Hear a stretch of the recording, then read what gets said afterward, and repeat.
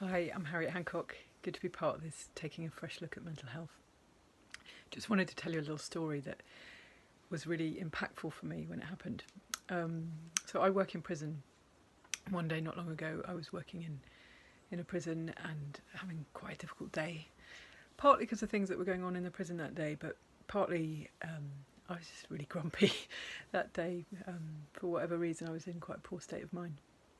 And I was walking from one wing to another through this outside space and came across this resident who was litter picking, and I said good morning to him as I passed him, and he said, "Good morning, miss," and he said it in such a cheerful way. I was really startled.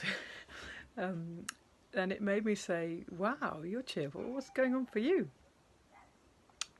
So we fell into a conversation, and he was telling me that, it was a sunny day, he was outside, he had a bed to sleep in and food to eat and was safe, and I was thinking, it was prison. And he tapped the side of his head and he said, this is the only prison I could ever be put in.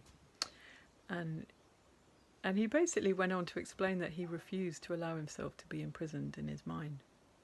And I just found that completely stunning. That he could see so clearly that it was his thinking that mattered rather than his circumstances. And that despite being in difficult circumstances, he was able to have that freedom of mind. And he actually said to me at one point, "You're more in prison than me," because I was in a grump and kind of resisting being in prison for that day and sort of wanting to be at home.